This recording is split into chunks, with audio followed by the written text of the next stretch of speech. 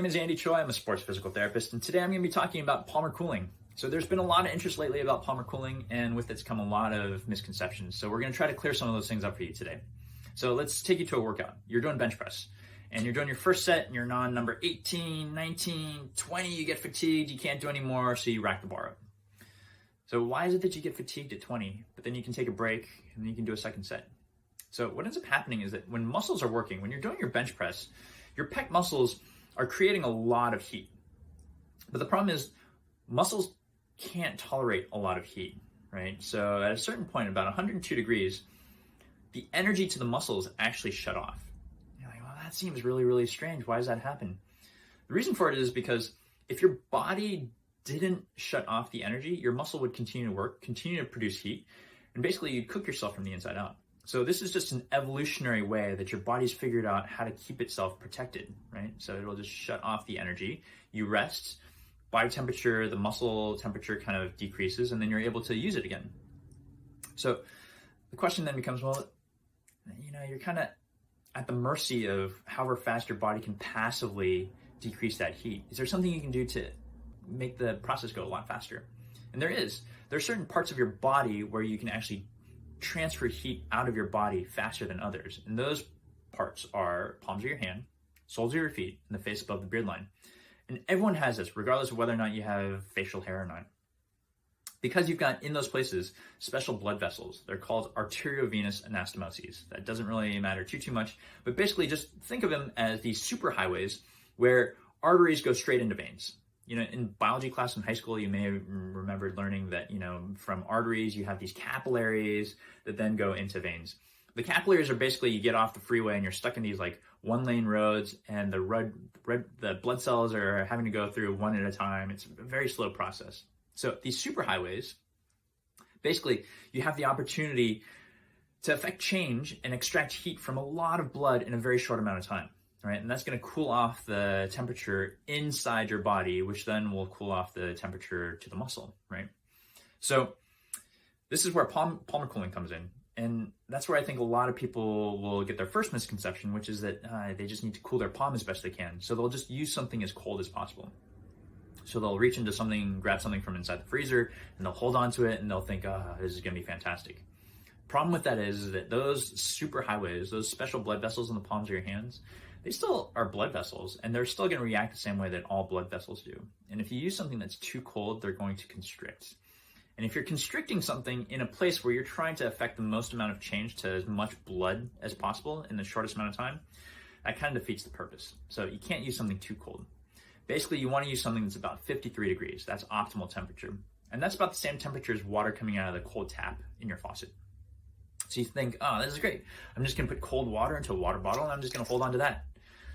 There's so much heat coming out of your palm that if you hold on to optimal temperature water, what's going to end up happening is that temperature heats up really fast. You lose out on the temperature gradient. You're not going to be able to extract heat very quickly, right? So you need to find something that maintains that consistent 53 degrees the entire time, all right?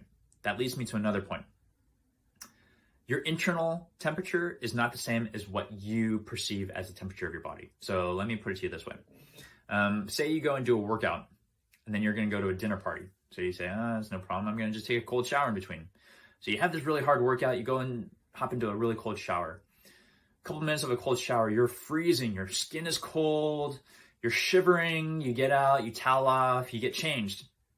You start sweating. Why does that happen? You're cold. You feel cold, but you're sweating. The reason for it is your skin is cold, but your internal temperature is still hot.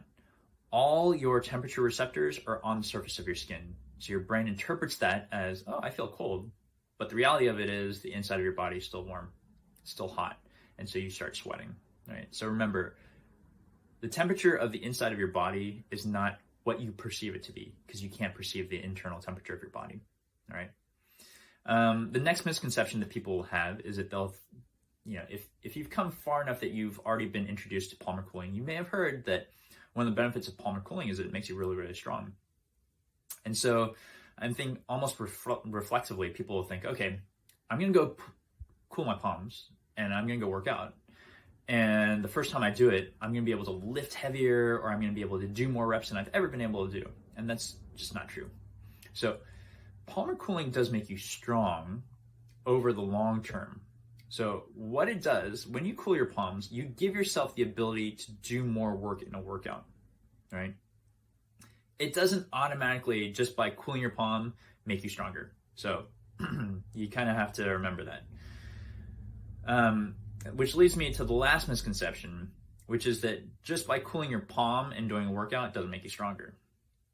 Okay, so if you're someone that does 3 sets of 15 of an exercise, and you've always done that, and then you go and you're going to try to cool your palm in between sets of a workout, and you still do 3 sets of 15, nothing's changed, right?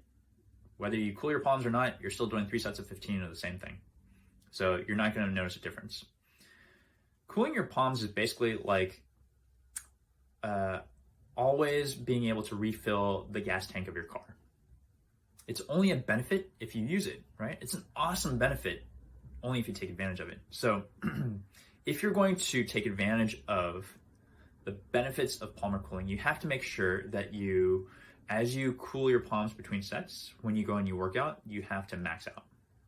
So go to fatigue each time, which means that you're not going to just go to 3 sets of 15, an artificial number. You're probably going to be able to go a lot further. And a lot of people are already doing that. They're going to fatigue, but some people are just kind of, they know what they're going to do before they go out there. So just make sure that you're maxing out what you're able to do, because it's going to give you the ability to do more exercises over the course of a longer period of time. So to recap, make sure you don't use something too cold. Make sure you are able to kind of keep the temperature constant. Remember that you aren't going to be able to sense what your internal temperature is, so don't go based off of how you feel. Remember, you're not going to become automatically stronger just by cooling your palm, and you have to make sure that you work out hard enough to derive the benefit from palmar cooling. So I hope that makes sense. Give it a try. Good luck, and see you next time.